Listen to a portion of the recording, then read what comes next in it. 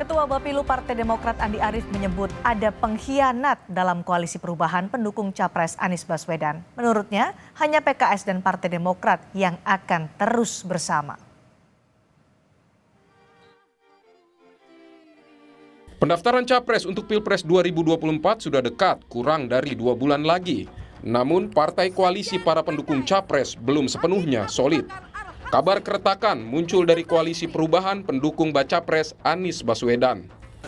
Kepala Bapilu Partai Demokrat Andi Arief di akun Twitter pribadinya mensinyalir ada partai pengkhianat dalam koalisi.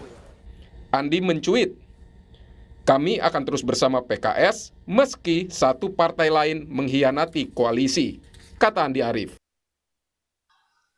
Meski tak menyebut langsung siapa partai pengkhianat, namun Andi Arief seolah menunjuk Partai Nasdem. Sebab hanya Nasdem partai yang tergabung di koalisi perubahan selain Partai Demokrat dan PKS.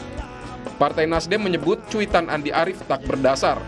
Politisi Nasdem Taufik Basari menegaskan Nasdem akan tetap bersama Anies Baswedan hingga pendaftaran Capres-Cawapres Oktober mendatang. Sama sekali tidak ada dasarnya, tidak ada hal-hal yang bisa menunjukkan ke arah sana. Ya, yang jelas ya Partai Nasdem akan terus bersama Pak Anies Baswedan sejak awal ketika kita mendeklarasikan hingga nanti kita akan terus kawal pada saat pendaftaran pencalonan bulan Oktober nanti. Insya Allah mudah-mudahan berjalan lancar ya sepanjang kita terus bersama-sama antara Nasdem, Demokrat dan PKS. Sementara PKS memastikan koalisi perubahan untuk persatuan tetap solid. PKS menilai cuitan Andi Arief merupakan dinamika dalam koalisi, namun koalisi perubahan masih solid. Saya pikir yang namanya proses komunikasi itu pasti ada naik turunnya, ada dinamikanya ya. Tapi yang jelas kan yang kita pahami bahwa pada tataran elit pimpinan parpol koalisi ini kan, koalisi untuk perubahan ini tetap solid begitu. Jadi ya kita tunggu saja ya seperti apa hasil akhirnya. Untuk membangun soliditas memang ya jalannya nggak mulus begitu ya. Pasti ada hal-hal yang perlu terus diselaraskan begitu. Masa depan pencapresan Anies Baswedan bergantung pada solidnya koalisi perubahan. Koalisi ini telah memenuhi ambang batas atau presidensial threshold untuk mengusung calon presiden 2024. PKS dengan 8,21% suara hasil pemilu lalu, Partai Nasdem 9,05% dan Partai Demokrat 7,7%, sehingga total 25,03%. Jika satu partai keluar dari koalisi, maka pencalonan Anies Baswedan akan terhambat. Jelang pendaftaran Capres-Cawapres Oktober mendatang, pergerakan politik semakin menghangat. Publik terus berharap-harap partai politik memunculkan calon-calon pemimpin terbaik Indonesia. Tim Liputan, Kompas TV. Cuitan Ketua Bapilu Partai Demokrat Andi Arief soal ada pengkhianat di koalisi menimbulkan polemik. Siapa yang dimaksud Andi Arief? Bagaimana kesulitan koalisi perubahan pendukung Anies Baswedan? Kami akan membahasnya bersama Direktur Eksekutif Indikator Politik Burhanuddin Muhtadi dan Ketua DPP Partai Nasdem Saan Mustafa. Kami sudah mengundang juga perwakilan dari Partai Demokrat namun tidak bersedia hadir hingga perbincangan ini dihadirkan di Sapa Indonesia Malam hari ini. Saya akan ke Kang Saan. Kalau tadi Andi Arief menyatakan ada pengkhianat di koalisi, hanya PKS dan Demokrat yang akan bertahan di koalisi. Nasdem, kemudian siapa lagi kalau bukan Nasdem? Bagaimana Nasdem merespons cuitan dari Andi Arief ini? Yang pertama, kita tidak merasa tertuduh ya, karena kita memang tidak pernah mengkhianati. Sejak kita awal deklarasi Mas Anies 3 Oktober 2022 sampai sekarang kita tetap konsisten untuk terus menjadikan Mas Anies menjadi calon presiden dan juga kita berkepentingan pada tanggal 14 Februari 2024 Mas Anies terpilih menjadi presiden. Itu kepentingan kita. Nah, karena kita berkepentingan terkait dengan hal tersebut, maka Nasdem berusaha semaksimal mungkin itu mensosialisasikan Mas Anies, membawa Mas Anies keliling Indonesia, mensosialisasikan ke masyarakat. Bersama dengan Demokrat dan PKS, tidak hanya Nasdem sendiri.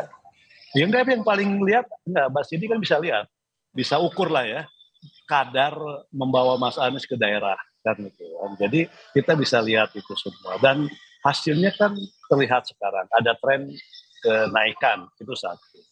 Nah karena kita berkepentingan untuk menjadikan Mas Anies sebagai calon presiden dan terpilih menjadi presiden, kita juga berusaha semaksimal mungkin untuk tetap menjaga keutuhan dari koalisi dan kita juga terus memperkuat soliditas dari koalisi antara Nasdem, Demokrat, PKS. Nah, yang ketiga terkait dengan soal calon wakil presiden, itu kan kita serahkan, Nasdem menyerahkan sepenuhnya kepada Mas Anies, siapa calonnya, kapan akan diumumkannya, dan itu pun tertuang dalam piagam kesepahaman di koalisi perubahan untuk urusan calon wakil presiden. Ketiga partai itu kan menyerahkan ke Mas Anies. Oke. Nah terkait dengan berbagai tuduhan ya, karena Nasdem tetap konsisten dan sebagainya, dan Nasdem tidak punya kepentingan secara pragmatis karena kita ingin semata-mata bahwa melihat Mas Anies adalah terbaik untuk masa depan bangsa, itu kepentingan kita.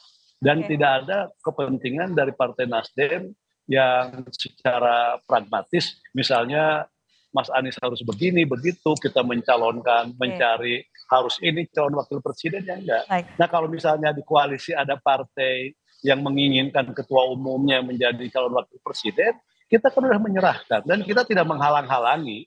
Terserah Mas Anies apakah mau misalnya berdampingan dengan ketua umum yang ada di koalisi atau tidak. Jadi jangan sampai ada elit partai karena berkeinginan agar ketumnya menjadi calon wakil presiden, akhirnya ada rasa kekhawatiran yang berlebihan, akhirnya nuduh sana nuduh sini kan. Menurut Dan itu Anda ini tidak baik kekhawatiran juga. berlebihan dari Partai Demokrat sampai akhirnya menunjuk Nasdem sebagai pengkhianat dalam koalisi begitu? Sekali lagi Nasdem tidak merasa dituduh sebagai pengkhianat karena memang kita dari awal tidak pernah mengkhianati Mas Anies gitu. Baik. Kan, gitu. Baik, Mas Burhan, dengan adanya cuitan Andi Arief ini apa menunjukkan koalisi perubahan ini sedang tidak solid nih menjelang nanti pendaftaran capres dan juga cawapres? Ya, memang cuitan Mas Andi Arief ini terlalu mudah untuk ditafsirkan. Jadi kalau istilah bahasa komunikasi politik itu memakai low context.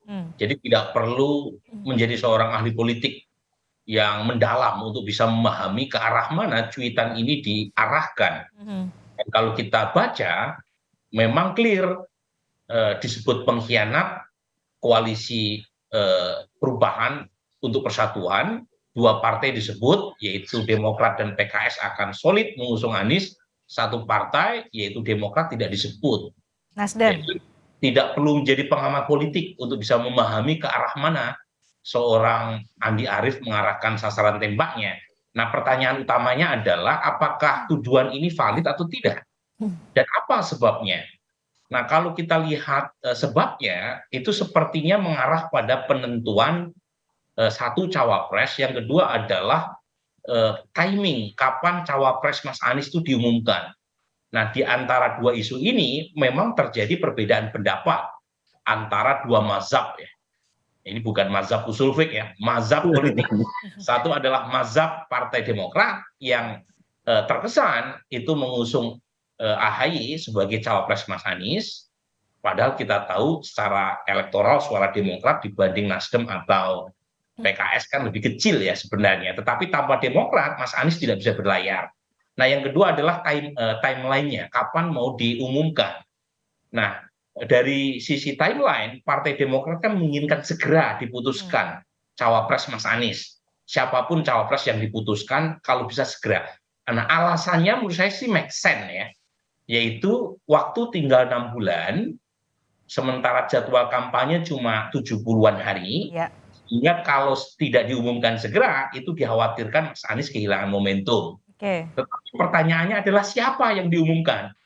Nah, kalau kemudian yang diumumkan sebagai cawapres itu Mas AHY, menurut saya poin dari Nasdem juga make sense. Karena Mas AHY ini meskipun populer, masuk top 4 ya, empat cawapres teratas menurut survei indikator atau termasuk dari Kompas, tetapi popularitas Mas AHY ini bukan berasal dari dua provinsi di mana Mas Anies lemah secara elektoral. Ya. Jadi suara Mas AHY itu overlap beririsan dengan suara Mas Anies, yaitu di wilayah seperti Sumatera Barat, di Aceh, di Banten maupun Jawa Barat. Ya. Jadi tidak memiliki nilai tambah secara elektoral buat Mas Anies untuk bisa menang. Jadi dua mazhab ini sama-sama punya justifikasi secara elektoral. Nah pertanyaannya bagaimana cara memutuskan? Nah menurut saya sih kembali ke Mas Anies. Satu, Mas Anies sudah mendapatkan semacam privilege dari piagam koalisi. Yang kedua, memang tidak ada yang ideal buat Mas Anies. Mana mazhab yang paling penting, paling masuk akal, karena dua-duanya sama-sama punya plus minus kan. Oke. Jadi menurut saya Mas Anies segera putuskan, decide and never look back. Apakah keputusannya mengikuti mazhab Nasdem ataukah Partai Demokrat? Mas Anies harus mengambil sikap supaya potensi keretakan ini tidak segera menjalar kemana-mana. Potensi keretakan jika Anies Baswedan tidak segera mengumumkan siapa bacawa presnya, keretakan ini akan berujung pada perpecahan, Mas Burhan? Nah ini yang saya khawatirkan ya. Saya khawatirkan Mas Anies gagal berlayar. Oke. Gagal berlayar karena koalisi pecah begitu ya. Betul. Jadi saya sih merasa memang cuitan Mas Mas Andi Arief ini itu seperti mengirim sinyal. Gitu. Nah, sinyalnya itu apakah sinyal perpecahan? Semoga saja tidak. Tapi kira-kira itu mengirim sinyal kalau Mas Anies gagal berlayar, itu yang salah bukan Partai Demokrat loh ya gitu. Jadi ada framing ke arah sana. Makanya saya bisa memahami Kang Saan mengcounter, mengklarifikasi tweetan itu. Karena jangan sampai Nasdem yang sudah banyak berkorban juga untuk mencapreskan Mas Anies kemudian kena kambing hitamnya, kena getahnya. Gitu. Baik, Pak Saan, kalau Nasdem tidak merasa bahwa dituduh sebagai pengkhianat karena selama ini tidak pernah melakukan hal-hal yang dituduhkan itu, tapi potensi keretakan tadi disebutkan oleh Mas Burhan harus diwaspadai. Apa kemudian akan dilakukan Partai Demokrat? Perlukah klarifikasi, berkomunikasi dengan Partai Demokrat PKS supaya koalisi ini jadi berlayar gitu? Kalau berniat untuk berlayar ya, Pak Saan? Kalau komunikasi bukan hanya sebatas komunikasi, tapi memang kita melakukan pertemuan-pertemuan yang sangat intens antara Nasdem, yang kedua juga PKS dan Demokrat. Bahkan di tim 8 mereka bekerja secara maksimal dan tidak ada persoalan. Nah, saya tidak tahu misalnya kalau misalnya ada yang memang membuat sebuah skenario. Di satu sisi memang terlihat solid antara pimpinan parpolnya. Nasdem dengan PKS itu sangat solid ya. Bahkan beberapa momen ketemu dan sebagainya. Dengan pimpinan Demokrat juga sama. Mau saya potong, artinya dengan cuitan Andi Arief ini, pasca cuitan Andi Arief soal pengkhianat, akankah situasi di koalisi perubahan ini berubah? Sampai hari nggak ada. Bahkan hari ini, kita tetap pasca cuitan hari ini, ya nggak ada persoalan. Bahkan gini ya, bahkan dalam satu partai ada satu orang yang berperilaku menyimpang misalnya, itu hal yang biasa saja sebenarnya. Jadi tidak bisa misalnya kita itu digeneralisir seakan-akan itu menjadi sikap sebuah partai politik kan. Baik, meskipun disebut ada tanda kutip pengkhianat, tetap solid ya koalisi perubahan. Terima kasih Pak Saan Mustafa. Terima kasih juga Mas Burhanuddin Muhtadi sudah berbagi analisa bersama kami di Sapa Indonesia Malam hari ini.